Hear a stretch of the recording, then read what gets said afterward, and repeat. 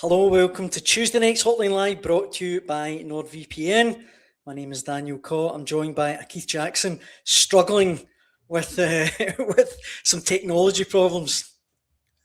Dan, I would struggle with technology problems just using the remote control for my TV. This goes way beyond my struggles with technology. Seems to be some network crash across our company.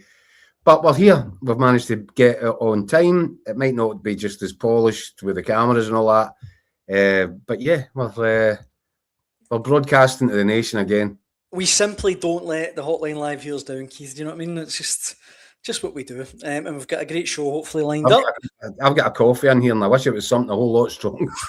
This has been catastrophic pandemonium in here over the last 20 minutes. But anyway. We're lucky to have a show, but it's going to be a great show. We've got a resident referee, Des Roache, is going to be joining us a little bit later on. Plenty of controversial decisions for us to talk about. We'll also hear from Record Sport columnist Ryan Stevenson. But I think, Keith, the best place for us to start is the aftermath from Tynecastle. A seismic win for Hearts. Where does it leave this title race?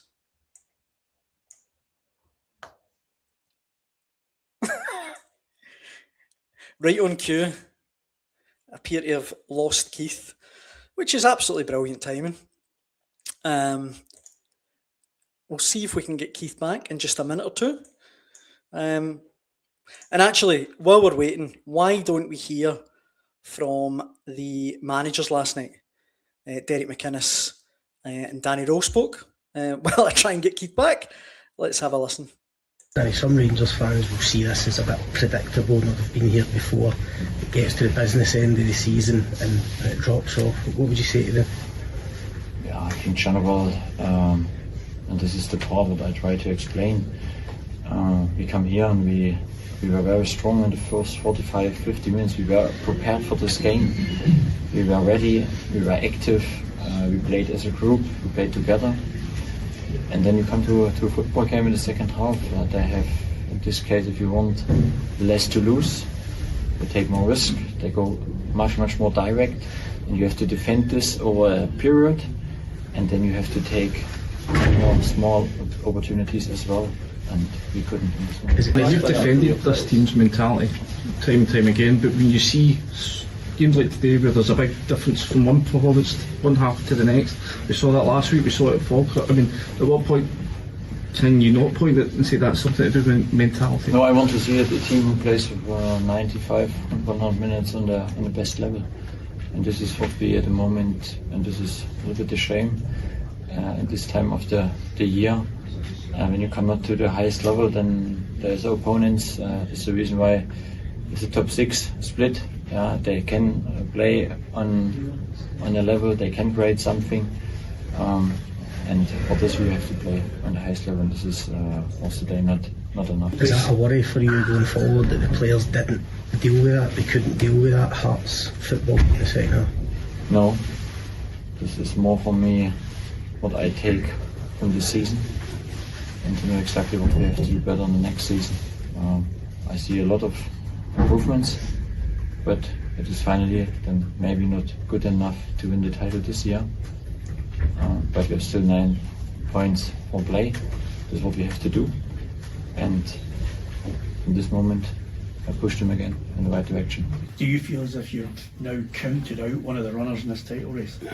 No, I never say that. Rangers are capable of winning the next 3 games, and the onus is on us to still win games of football. So no, of course I wouldn't say that. I think it makes it difficult, but I wouldn't be giving it up if I was in their position, and nor should they. But every team has got something to play for. With the results yesterday, Hibs, Saturday and Sunday, Hibs, Falkirk and Motherwell have all got work to do as well to achieve what they want. So there's no straightforward games as today played out, but credit the players, they've dug that out.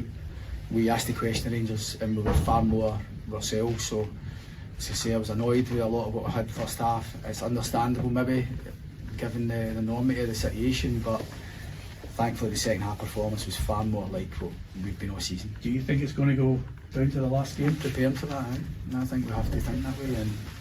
But it's a big week now. We've got 3 games in a week. we've got to dust ourselves down and tomorrow see how we go in terms of how the lads are feeling. I know I said it before, hopefully we can get Cammy and Harry back for Saturday. It's not me being mischievous or being clever, it's genuinely thought that we would have a chance to get one of them. And you know, they were in earlier at the training ground doing a bit of work, so hopefully we can get one of them back, or maybe two of them for the weekend. Saturday will deserve full attention again, but we're in a good position. But we're only in a good position if we continue to win games. You see the scenes at the end there, I mean, it must be infectious, but how do you sort of pin the boys' feet to the floor? I don't think we pin the boys' feet to the floor after the game. I'm fine with that. But there has to be, I think we get caught up in the game a wee bit first half, first part of the game. I thought we were just all a bit rushed. Even me shouting on instructions, and I'm not going to say it was too loud, so because I like it loud, but I couldn't really quite get the wee bits of detail. But listen, that's on us. You've got to say Rangers were good for 25-30 minutes of that first half. But we said not every team's been able to put a good 90-minute performance. The teams at the top end for a few weeks now, and I think there's a reason for that. And we needed to go and be better than what Rangers were first half, and I thought we were in terms of spirit, in terms of goal attempts, pressure, asking the question a wee bit more and putting a bit more stress on their back line and on our goalkeeper, and thankfully it paid. We got what it was for it. 76 points going into the last 3 games is, you know, that is, in the past it could be title winning form and things like that, so you would never have expected that. You know, I said I wanted 18 wins as quickly as possible to guarantee Europe, and thankfully we got that a while back. So it's a brilliant, good work being done with the club. You see Braga Player of the Year, Ivan Pascal leading the girls to top of the league at the minute, and you know, the whole club's a lot of positivity about it, but we know the main driver of the club is the first team, and it's important that we try and keep trying to do our job well for a wee bit yet. Keith, are you there? Can you hear me? Listen, do you know the incredible thing is there? Having just kind of dismissed my technical sort of skills, I managed to jump straight onto my hotspot, so that's keeping us alive. Keeping us going. I've got some seriously bad news for you though, Dan. Go on. We now don't have a producer because the producer always dropped out. So you're going to have to do the production as well as the presenting tonight. Double shift. Do I get double the fee, or how does that work? Out it. James in the comments says, just admitting Keith was holding his breath there and pretending that was a glitch. What? James in the comments says you were holding your breath pretending it was a glitch, so you didn't need to talk to me. Is that any truth in that? Or? was I just frozen? I'm just bored. I don't know if the stress of the event had just sent me into some sort of shock. But no, look, carry on, Dan. Carry on. The comments there, but from the managers and some of the comments from people watching at home there is interesting. I'm not sure, and I've obviously expressed my opinion over the last while on Danny Rowe, but Ryan Stevenson also touches on it in the bit when I caught up with him earlier. That was not a good interview. It was not a good reaction. It certainly wasn't inspirational. And I think Rangers have got some serious reason to give a lot of consideration to what they do now with Danny Rowe. You asked me previously, Dan. You know, I felt that he's got enough backing from boardroom level, from Andrew Kavanagh. I think that he's probably done enough in their eyes in terms of clawing back ground and getting Rangers into a title fight that looked impossible when Russell Martin was in charge of it. But the main thing for me was Andrew Kavanagh was there last night, and if he didn't realise that what he was watching was a really experienced, shrewd manager completely outwitting and outmanoeuvring the guy in his dugout, I'll be surprised. That would strike me as being wholly naive, and I don't think Andrew Kavanagh is a wholly naive guy. So I think what follows from this might become very interesting. I also said to you, Dan, when was it? after Rangers had lost to Motherwell in the first game, which was effectively the day they blew it. But I pointed out an interesting stat that Danny Rowe had come up against the four kind of, how would you say, the four managers that have been most highly praised for their contributions, their work throughout the course of the season, and Martin O'Neill, John McGlynn, Jens Bertolascu and Derek McInnes. 10 games against them, and he'd only taken 3 wins. Well, that's 11 games now, and it's another defeat. And knowing that the Americans run their sporting sort of businesses very much through decisions made by data, I think that's going to punch a massive hole in Danny Rawls' data in terms of can they have full confidence in him to go into next season, because it looks to me like an inexperienced guy who, when he comes up against really good operators, he struggles. And we spoke last night about his decision making, which I thought went all over the place in the second half. I think he took too long to react to the changes that Derek McInnes made. When he did finally react, it was too late in the day. He left Skov Olsen on until I think it was like 69 minutes. And that was an obvious change which could have been made 5 minutes into the second half. It was made, I think, 16 minutes after Hearts had equalised. That's not reacting quickly enough. It seemed obvious to everybody else inside the stadium that Hearts had the momentum. They were on the ascendancy. They were actually gaining complete control of the game, and he did nothing. I also think he should have put on Connor Barron, because it was becoming obvious that Rangers were losing the midfield battle. And Diomande, I thought, to me, he looked as if he was blowing hard at that point. I thought it was interesting as well, Keith. No Scots in Rangers starting lineup. Well, so I think if he puts Connor Barron into that midfield battle, I think he stands a better chance. I think that Connor Barron's energy and his legs and his determination and his just his kind of battling qualities might have helped to turn that around in Rangers' favour, middle of the pitch. Connor Barron didn't get on at any point in the game. And then there was the other substitutions, taking off Nico Raskin and Mikey Moore, and then resorting to just throwing every striker or forward player that he had on his bench onto the pitch and losing all semblance of shape or strategy. I think that was a really bad night for Danny Rowe, compounded by the way that he kind of addressed his post-match duties there. I don't think it was an impressive night at all for him. Well, we've got plenty of comments coming in, Keith. Your Wi-Fi might not be working, but everyone else's is. So they've been sending in the comments, and let me throw a few of these at you. Luke says, it's not good enough, Roll. The buck stops with you. John says, the YTS manager has been well and truly found out in this title race. Paul says, does this mean Rangers will steal a march in Celtic and go for Bertolascu? David says, it's the money he spent why Rangers fans are starting to show their rage. Marzuno says he's certainly a big game specialist, just not in the way Rangers fans would want. Although Foxy Lad says Rowe will put it right on Sunday by ending Celtic season. It doesn't matter though. I mean, it'll matter to Celtic. Rangers season's over. Aye. It'll matter to Celtic. But as Scott McDermott said last night, would it surprise you with this Rangers team? No pressure on Danny Rowe, no pressure on the players. Yep. Yeah, they've got a free hit at Celtic.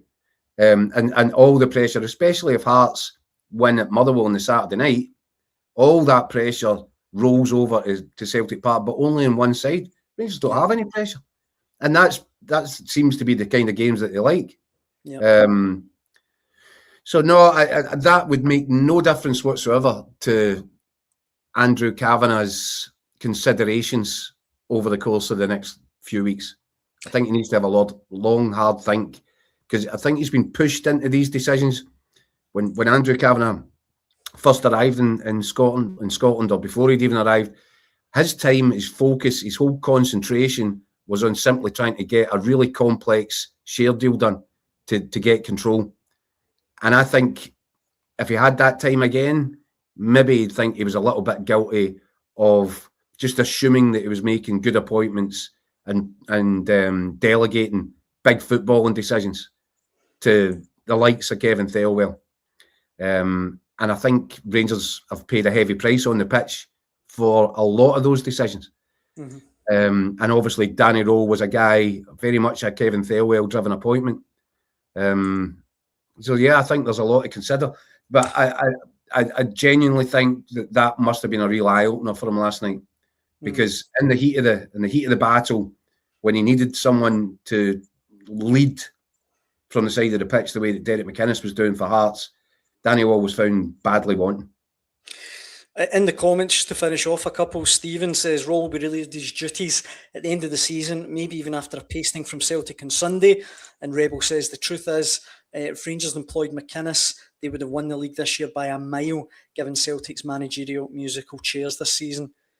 I 100% agree. Not only would Rangers have had Derek McInnes in their dugout, but Hearts wouldn't have had him in theirs. So exactly, yeah. You might not even have had the three horse race. It might just have been the usual two suspects. But with Celtic performing the way that they've performed this season, I think Rebel makes a very good point, not for the first time. I know you caught up with Ryan Stevenson earlier on today, Keith, obviously a Hearts hero. I expect he was pretty buzzing with last night.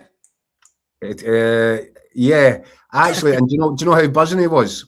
Was that he was prepared to interrupt a short family break to the Sun in order to have his say in Hotline Live. So if you want to play that, Dan, we can see how Ryan feels about life right now. Absolutely. Let's catch up with Ryan Stevenson and see what he thought about last night's game. Ryan, I know that you've disappeared off to Spain for a couple of days. I can't thank you enough for catching up with us today, because I know that was quite a big event last night. I'm just wondering, did you book that holiday in case Rangers won? It was never in doubt for me, mate. Never. just in case I had to flee the country. Aye. But what a match in the first instance, the atmosphere, the whole everything around it, and then the game itself and the Hearts second half performance. I mean, did you actually need to catch a plane to get to Spain today, or were you just flying yourself?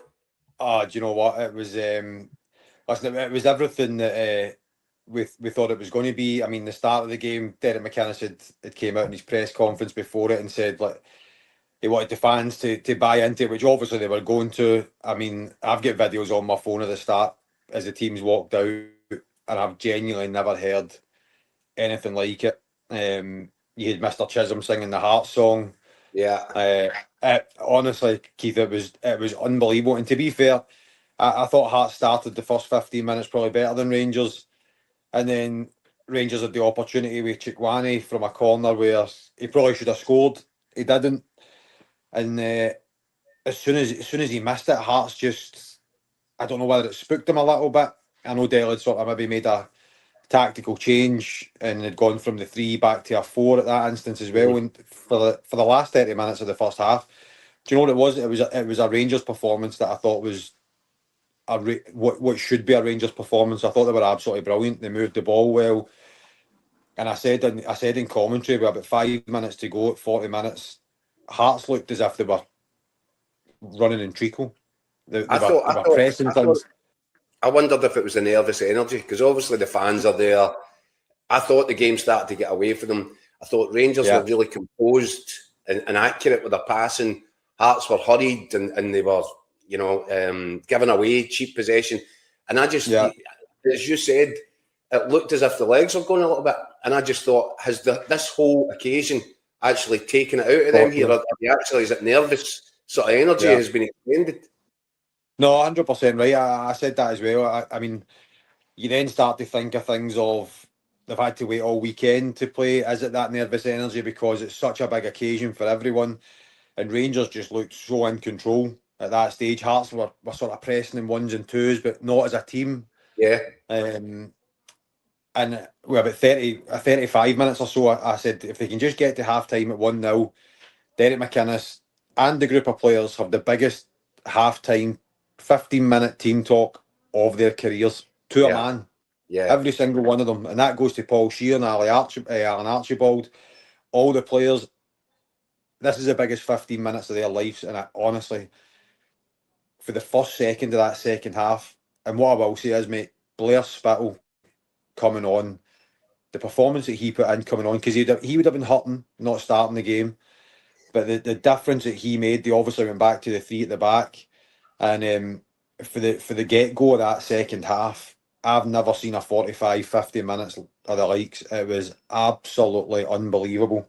Sensational. Alongside, mate, it was unbelievable. Honestly, 27 years I've been involved in professional football. For going down to London as a 13, 14-year-old kid, watching big games, been involved in games as a professional. I've never seen 45 minutes like it. It was, honestly, I left the stadium last night and I was like, that was theatre. It was absolutely incredible. 2 unbelievable goals, because Stephen Kingsley's goal was a hard goal. It was a hard one to control back. Kizaridis was back to his best, done really well, hit the post. By the way, big man, you mentioned Blair Spittle. What about his part in that, the equaliser? Because it's him that shuttles it into Kizaridis, and then see the determination and the energy to then get around the outside, to give him the option to create a little bit more space for Kizaridis to cut inside. I thought there was so much down to what Spittle put into it. I know it was a brilliant turning shot from Kizaridis, great finish, but I think Blair Spittle was the guy that caused all the problems there. 100% right, because if Blair doesn't make that run, unselfish run, where he knows he's probably not going to get the ball, where he's literally just trying to create space for Kizaridis, and it doesn't happen. And I mean, do you know what he is? I said that as well. Speaking to Kevin Thompson last night about it, and I said that he's one of the players who you can hang your hat on, and sometimes it just becomes a norm that that's what Blair does. And I think last night he got the plaudits that he deserved. I mean, he had Jack Butland did an unbelievable save from him. He obviously put Kingsley down the line for Kingsley to then cross it back. And listen, what are you going to say about Lawrence Shanklin? The finish for the second goal was just absolutely outrageous. And it wasn't even the finish, though, Steve, was it? It was you were looking at him, and he'd taken up the perfect position, kind of in between. Raskin was covering Braga. He knew there was only Fernandes on him. Fernandes, instead of seeing where the danger was, stayed. And as the ball was getting cut back, he arcs his run to go on it with his left foot. And you knew there was only one place that was going after that. Even as he's approaching the ball, you know that it's ending up in the back of it. And you know what? See, as soon as Stephen Kingsley cut it back, it was slow motion. The full ground just went, and you can actually hear it, because I've watched it. I've watched it go back. You can hear as soon as Stephen cuts it back, there's a second before Lawrence makes contact where everybody just gasps. Do you know what? See, just in the fact of Scottish football, just the drama of it all is they basically take Rangers out the equation, coming from a goal down. It was just an unbelievable game of football again. Talk to me though, Ryan, about the manager and Derek McInnes's input there last night. As you said, probably he's a long, very highly successful career, but that 15 minutes last night, because you know what's going to get thrown at him, because he came close a couple of times, couldn't quite do it. But he must know what's going to get thrown at him. For him to take charge of that situation, that speaks to me of a guy in complete control of his trade. I think he alluded to it after the game, where he said he knew that it was a big 15 minutes. They had to go in. I think he put a bit of pressure on the boys and said, look, you need to come to the fore here as well. It's okay me tactically moving things about and that, but you're going to have to find something from somewhere. He put it right, but I mean, it's probably having the confidence in yourself to do what you need to do tactically, but then having the confidence to put it back onto the players as well to take the responsibility. And that only comes down with being a good manager. I mean, I like Danny Rowe. I think he's done reasonably well. I think he's made some mistakes since he came into Rangers. He's a young manager. But I think Derek McInnes absolutely schooled him last night. Yeah. Absolutely schooled him. I mean, there was a couple of times I think Danny Rowe could have made substitutions a bit earlier. He didn't. I just think when you look back on it and you look at the two managers, Derek was just, and I feel bad saying that, but he was just a cut above, a class above. Ryan, you're absolutely spot on. The decisions that Derek made from half-time onwards made his team significantly better. And I'm struggling to think of one decision that Danny Rowe made in that same pressure cooker situation that made Rangers better. But end it, they were just all over the shop. Yeah, I mean, I think second half, as soon as the first goal went in, I think they were totally shell-shocked, and that's when you need your manager to be exactly what you said, calm, composed, confident within himself, to go and make substitutions, to go and say, this is what we're doing to try and get back into the game. And I don't think Danny had the answers. Rabbit in the headlight stuff. Yeah, 100%. If you were Andrew Kavanagh and you were sitting at Tynecastle like last night watching that, do you walk away thinking, wait a minute, there's the right man and he's in the wrong dugout?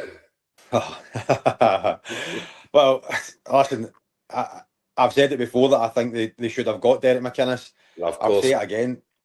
As soon as Lawrence Shanklin scored, I said it as well. Are they kicking themselves thinking they could have got Lawrence Shanklin as well? Yeah. So beaten by a manager they should have had, with a goal scored by the striker that they should have had. They must be kicking themselves a little bit, you would think. Probably, mate. Probably is the answer to that. But again, I only look at for the Hearts' point of view as they're at Hearts and they're hopefully going to go on and win the league. Rangers, I don't know. I feel bad because I say that I like Danny. I like some of the things that he's done. I like the way he came in. I like the way they made the signings in January. I thought were quite good. Although Scott Olsen's came in and he just looked completely disinterested last night. But I like some of the things. But I listened to his press conference after the game and I thought, oh, this is horrendous. Yeah. Like, he's coming out and he's saying, yeah, I liked some parts of the game and, we'll learn from this. I mean, it's Rangers Football Club. There is no time to learn. You need to win.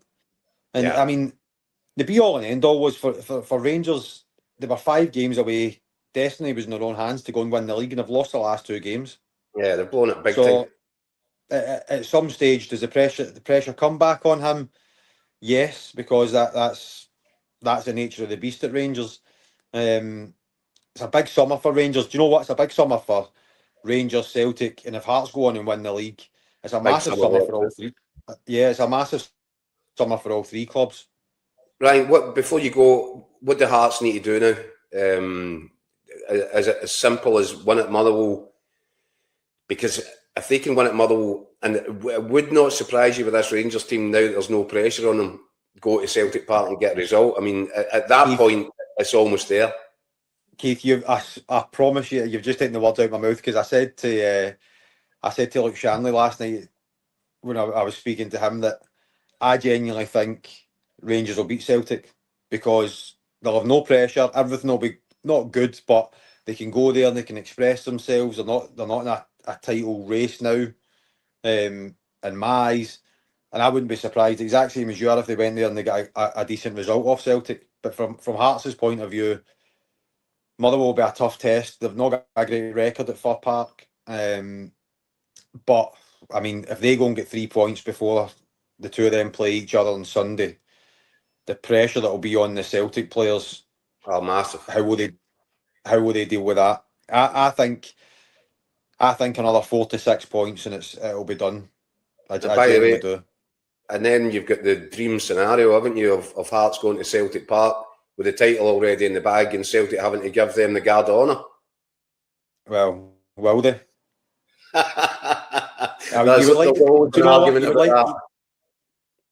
You would like to think they would, the amount of times that teams have had to clap them out. You would like to think if that was the case they would. But do you know what I'm hoping for is the fact that the way it happens, that if Rangers can get something, Hearts can go and win and then they can go into Falkirk and effectively do it at home against Falkirk would be absolutely unbelievable. But I think just the momentum of last night, the manner that they came back in, the atmosphere, speaking to some of the boys when they were leaving the stadium, I think they'll go to Fir Park on Saturday and I think they'll get 3 points.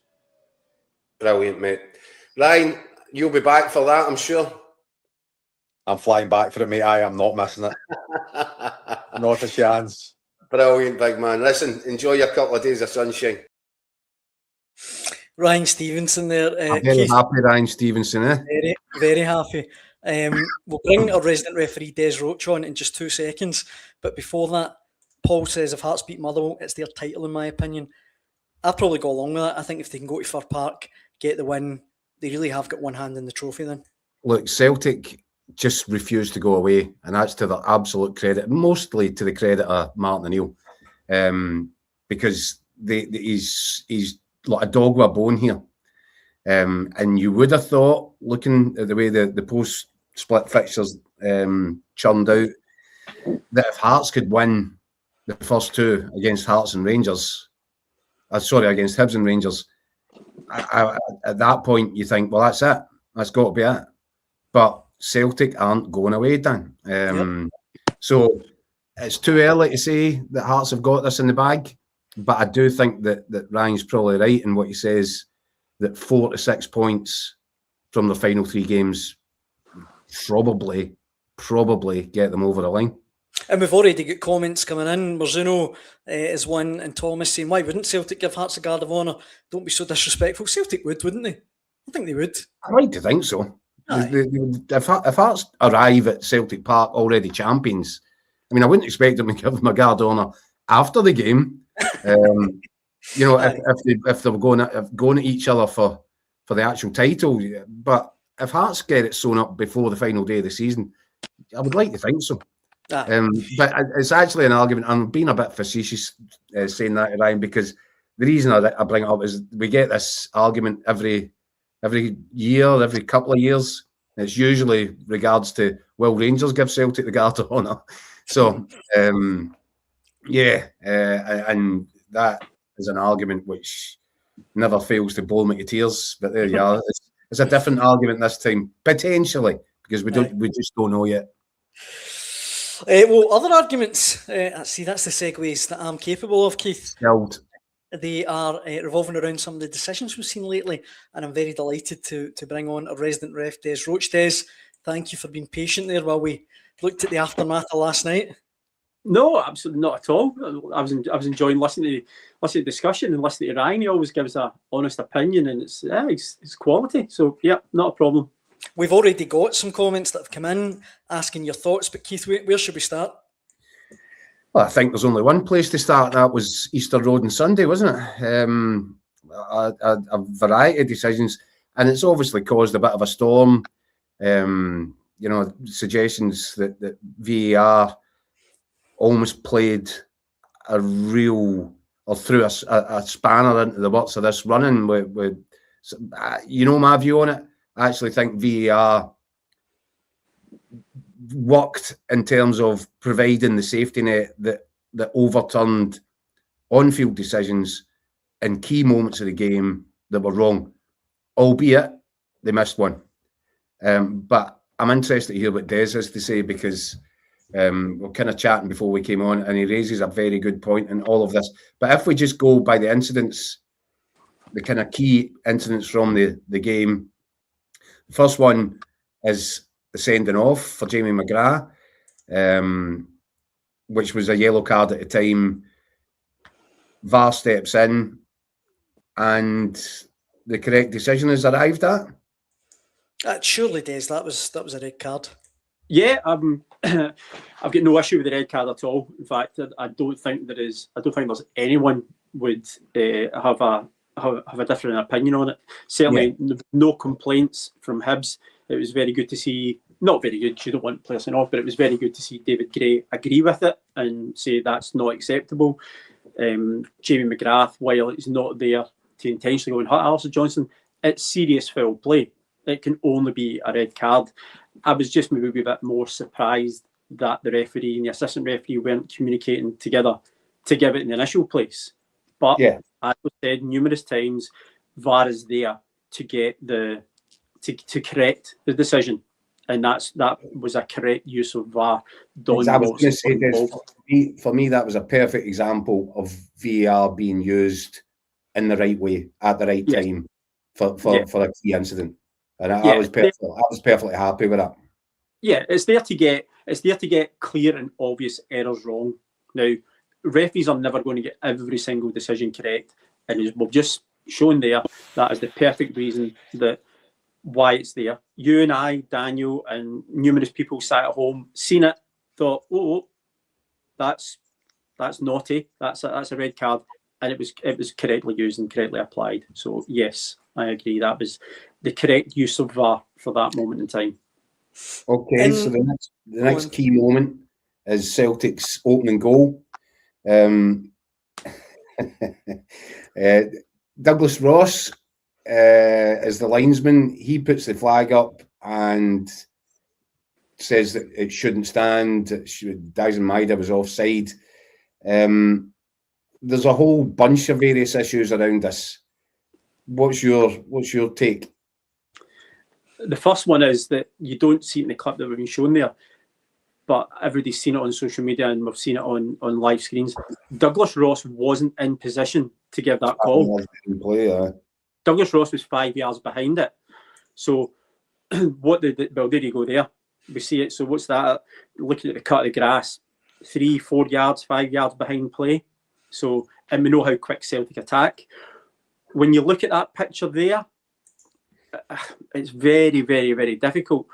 But when you see the lines that were drawn, shows the ball slightly ahead, fractionally ahead of Maida. And if the ball's cut back, you can't be offside. But it was the lines that were drawn that drew. Looking at it there, you think, yes, that looks offside, but you can only go with the technology. And if we've got to trust the technology, then the technology showed that he was behind the ball. So therefore, we've got to accept it, that he was onside. Couple of things. I'm the last man in the world that's going to stand up for Douglas Ross. I wouldn't fancy running the line trying to keep up with Dyson Maida. No, certainly not. But again, that's the reading of the game, isn't it? That's what you do. But again, when you are caught out, which these things may happen, that's you've got to trust technology. Because if we can't trust it, then why have it? So okay. Well, this brings us back to a conversation we had earlier this season, doesn't it? Because I was perfectly happy to trust the technology in terms of the drawing of lines, because I just thought that was activated by computers, AI, whatever it is. It's just factually correct. There was an incident earlier this season where you threw a spanner in my works with that one, Des, and said that no, there's an element of subjectivity in it being open to interpretation. It is. So I went from a situation where I'm happy to take the offside sort of ruling and the lines getting drawn on as that's just factually correct. There's an element now that you have doubt in that. And when you do look at lines, people are saying it's almost as if Alistair Johnson's wearing Krusty the Clown's Predators. Because, but what's your view on that? I mean, does that look fairly conclusive to you? Does the line look a bit squinty? I'm with you. And I hate to. Do I trust it? I want to trust it. I've got to trust it. I've got to believe in the technology's there. Do I have doubts in it? Yes, like everybody else, we've got doubts. We're looking at the same picture, seeing different lines being drawn, and almost having altered images in your own head. It's a minefield. It's an absolute minefield. But I've got to trust the guys. Do I believe in it wholeheartedly? I have my doubts. We look at it there. It looks onside because he's behind the ball. We see other views. We think, oh, is he not? And as you say, are we now going, somebody's wearing a size 9 and somebody's wearing a size 10, and that's what's keeping you onside? That would be a bit mad. But that's almost what we're getting. But when these things are so marginal, so close, surely we want to be on the side of the attacking team at that point. Of course, yeah. You don't want to be coming up with fancy reasons to chop off goals. What you're doing there is you're killing the entertainment. But what I would come back to is if we had the proper technology that you knew was factually correct, none of us are having these crazy arguments afterwards. So you look at the system they've got in England, and I know it's the English Premier League. I know they can throw money at it, but their stuff seems to me to be fail-safe in terms of offside decisions. So what's the phrase I've used for 4 years? We've got VAR light. Yeah, and it's the clubs who are paying for it. They're the guys who are putting the money out their pockets to pay for this system. If you're going to have it, and I know we heard Willie Collins' his VAR review show, and he says that, I don't know if he was having a slight dig at us here, but when he said we don't have watered down versions of it, we've got the best. We clearly don't have the best. We clearly don't. As will be indicated at the World Cup this summer, when you see the technology that that's used at the top level and the version that we've got. Yeah, was it? I think Mick Gannon says we've got Fisher Price VAR, haven't we? So. In the comments, Badger says from now on you can only play if you're a size 9. And Chick, who's a Celtic man, he says, Keith, it's not the line that was squinty, it's actually the 6-yard box. So that's good of him to keep us right. So the groundsman's getting it now. Yeah, thanks for that, Chick. That's good. Painted squinty. We've got other comments coming in. This one from Marzuno, he's made a prediction. He says that he reckons, Keith, you're going to try and gaslight Des about the Hibs handball tonight. And Rebel says, predicting Des will agree the Hibs goal was a no-no. So, Des, what are you thinking? I don't even know what gaslighting means. I think he means that you're going to say it wasn't a handball. Try and persuade Des it should have been a goal. No. I don't know. No, first of all, I don't know. I didn't know what gaslighting meant either. So maybe I'm too old for these technology or terminologies now. What do I think of the goal from Joe Newell? It's a handball. It's hit his t-shirt line and then it's rolled down his arm and then it's come off, maybe just above his wrist. I think the fact that Joe Newell looked a wee bit sheepish after he scored it, thinking, what's going to be given here? That's handball. Yes, it's hit his t-shirt line, but it's then continued down his arm and he's then scored from it. I mean, I know they've come out and said it's not conclusive, but that is as conclusive as anything there. That's a handball. It should never have been a goal. I mean, a couple of comments saying inexplicable, and it is. How do you look at that and not think, you know, that's a handball? I don't know. It flummoxes me. No. I tell you what flummoxes everybody, though, Des, and you pointed this out. VAR, am I right in thinking they didn't call the ref over at the monitor to look at that? Yes, so this is obviously what we spoke about earlier. Yeah. The thing that I thought was very evident, when we've seen, now we've also got another instance going to come. I had 4 major incidents from this. I don't think David Dickinson went across to do an on-field review at any point. It was all done through VAR. And to me, that's VAR refereeing the game. So that's it, re-refereeing it. It's not the official being said, why don't you come across and do it? And then it's his opinion. Taking all it. You're in charge. You're the man in the middle. Yeah. I don't think you've seen it right. Come to the screen, take a look. And what does it say? Video assistant referee. It's there to assist it. That's not video, I'll make the decision, referee. That's not what it should be. But that is the video assistant referee making the decision. How many times have we seen that this season? When are they going to, you know, they should know the protocol, right?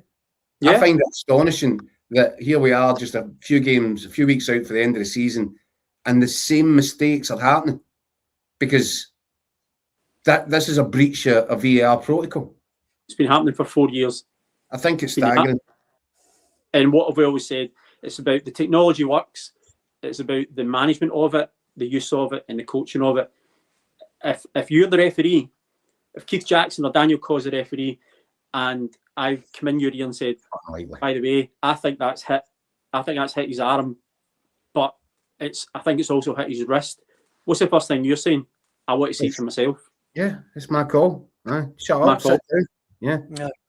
And whether you take that advice or not, the advice is offered, but it's ultimately your decision. As soon as you make a decision and you hit go, that's your decision. To me, that wasn't David's decision. That decision was made for him. That's bad. That's bad. What was the other thing? What you've said is right there, but I think it's a big flaw in the system. Yeah, I agree. What was the other Hibs? It was the push, wasn't it, on Nygren? Yeah. That was quite. I mean, this was something that during the game, I have to admit, working through it, I missed it. But looking back, it does seem pretty. It seems to me like 2 hands in the back, shoved him over. Really stupid thing to do. And if a penalty was given, I don't think he could have complained. It was Josh Campbell. That's a foul, and if it's in the penalty area, which it was, it's a penalty kick. It didn't seem to me, Des, at the time, to have been properly looked at. It wasn't. The first came with a melee that then erupts when Maida hits the ball off George Campbell as he's lying down. Scales gets involved and there's cars getting...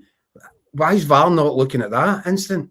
That to me, because at real speed, I remember saying to you, Dan, at real speed, you're thinking, you've seen these cases where you've got a defender trying to usher the ball out and they'll get, it gets over the byline, and I don't like it, but it's part of the game. But if VAR looks at that, they can clearly see the ball isn't out of play. The ball's still in play when that happens, and that's got to be as blatant a foul as you can see. It's got to be incumbent upon VAR to get the referee involved there. I'm not sure VAR even checked it properly, Des. I don't think it did. I don't think it did, because, as you said, there had been quite a lot happening the sort of minute or so before it. Things were going on, but as soon as the ball's inside the penalty area, that's the minute you need to have your red alert on. You've got to be aware of what's going on, because I think they get too caught up in, because it's a split second later, Josh Campbell falls down. Him and Negan have got a little bit of something going on. Maida just comes over and kicks the ball at him, and then it erupts in a bad temper, and there's pushing and shoving. I think VAR forgot to look at the initial incident and just went straight to the melee. So what's happened there is they've allowed play. As you correctly say, they've probably dropped the ball, so to speak, there, and been more interested in the aftermath of it. The disciplinary stuff. Wait, what actually caused that in the first place? What was the foul? Why is the ball out of play? As soon as that ball enters the penalty area, you've got to have your alarm. You've got to have that sixth sense. You've got to have your radar on straight away. Whether you're running into the penalty area, away from the penalty area. Let's go back to the Czerny one all these years ago, where the foul took place on the line, which there should have been a penalty in the semi-final. As soon as that ball's in the penalty area, you have got to be fully alert, and so do your assistants, and so does your VAR. They've got to be there. So you've got one job. Do you know what I mean? Yeah. Time's really getting away from us, guys, but very briefly, a couple of comments. Pegleg says, it's shocking officiating, lads, call it out. Rebel says, if that was a European title, it would have been a Stonewall penalty. And this one from John, the decisions at Easter Road could have a big impact on Celtic's goal difference in the outcome of the league title. Away from Easter Road, though, Keith, there was one or two decisions last night at Tynecastle. A couple. I mean, look, there was one of them is hardly a game-changer event, but I think it's no great officiating. I actually think that John Beaton did okay in the game. I think we probably get some Hearts fans that would disagree. I thought he kept a lid on it. I thought he allowed it to go a little bit as well, which I think was good for the game itself. I was quite happy with it. But there was one tackle which I'm still laughing at, and do you know, so I'm saying I'm laughing, and I'm saying it wasn't a critical moment in the game, but it could have been. Fernandez gets booked for a foul on, was it Braga? Not sure, but it's a clean tackle, as you could see anywhere. Now, the point is, when Fernandez wins that ball, this is late in the game, Rangers pushing for an equaliser. The ball goes about 15, 20 yards further forward up the pitch, and I think Rangers were getting onto it. But John Beaton blew for a free kick, hands out a yellow card. To me, it's not even a foul. I think that's a really bad call. So obviously, as I said to you, I was busy yesterday doing other things for once in my life. Actually, spending a bit of time with my wife for once. And Daniel said, I know, just cost you money. When Daniel sent me, I wasn't aware of it, but when I seen it, it's as clear a day. It was a fantastic challenge. It was a brilliant tackle. He's won the ball cleanly, aggressively, and I'll take your word for it. The ball progressed. Well, that could have been the start of a promising attack for Rangers at that point. But it was certainly wasn't a foul, and it certainly wasn't a caution. It was a great challenge. The other one was potentially for Rangers, a penalty. I think it was late on, wasn't it, Keith, as Rangers were pushing for an equaliser? Yeah. I think it was Kingsley and Finlay, either side of Gassama. Now, the screenshots that we can't show the clip, obviously the screenshots we've got are very grainy. but try and bear with us. He did seem to get. I mean, look, to me, it looked like he got tangled up and probably pulled down. I think, again, just my opinion, it was worth another look. But I don't know how you guys saw it. Dan, this is the key to it, right? I wasn't sure at the time. It wasn't really looked at. I'm not sure, once again, that VAR looked at it. These pictures that we are seeing now, you can't clearly make out what's happened. Aye. Suggestion seems to be that Kingsley pushes him into Finlay, which potentially, if that's the case, and you can see, you can just about make that out. If that's the case, it's potentially denying an obvious goal scoring opportunity as well as a penalty, because I think Gassama then kind of clashes into Finlay. I don't think, listen, by the way, you know, the thing is, I don't think even Rangers fans are making much of an issue of this because they know that, you know, that their team didn't deserve anything out of that game last night. But still, I would, from a forensic point of view that VAR's meant to be there for, I think they've got to look at that again and work out exactly what happened and what the outcome should have been. The images that we're seeing, that's also, I've only seen it tonight for the first time. It looks as if there could have been something in it. We can't tell from obviously what we're seeing there. It's not conclusive. I think I would probably agree with what we're saying there, is that nobody's really made any clamour for it. I've not really heard lots about it. Is it worthy of a review? Possibly, but possibly doesn't mean it certainly is a penalty or it's anything like that. So you can't give any. But that is one you can say it's not conclusive. So that's what I would agree with that. Certainly not conclusive if you don't look at it. No, well, don't look at it. No, well, if you've not been asked to go and look at it and go to the side of the park, yeah. I'm getting absolutely slaughtered in the comments for those pictures, guys. It's zoomed in. It's a screenshot. Do you know what I mean? Marzuno says, "Did I make it in Minecraft?" Someone said, "Commodore 64." I mean, bear with us, guys. Come on. it'll be a ZX Spectrum soon. I know. I mean, now you're talking. Trying our best here, Keith, to bring a top show, you know, and just get nothing but grief. The last thing, Des, John says, Gassama has a history of diving. His reputation preceded him. And this one as well, Scotland the Brave says, Gassama goes down at every opportunity and he's been booked for it loads. Let's not be kidded. His rep goes against him. I agree with that. I totally agree with that. And I wonder, but this is another thing that we've spoken about previously. I think if I'm a referee, I'm watching out thinking this guy takes a tumble every time. And I don't trust him. But I don't think that should play any part in the decision-making process, even if that's how you do feel. But refs are only human, Des. Like, I mean, I wouldn't blame a ref if that's maybe crept into his head. Well, again, you referee the game and you referee the players. You do your match prep and you know who's going to be there. I think it was like Sonny Aluko used to have a wee bit of a reputation for that years ago, and people were aware of what people done. But what did I just say a wee minute ago when it was the Hibs and Celtic one? As soon as the ball's in the penalty area, you've got to have your sensors on. You've got to be ready to go. So from what we've seen there, I think we've got to go with Johnson, and yeah, no, nothing screaming out at it. Well, Des, in the comments, Marzuno says Des is the only ex-ref commentator who isn't afraid to shake the apple cart. And Rebel wants you back on VAR for the weekend. So if you can get working on that. In fact, no, don't, because then we can't have you in the show. Well, I'm doing the game on Sunday for us. So wonderful. I'm sure, Des, there might be cause for me to pester you then. Well, I tell you what, I wouldn't trust their technology either.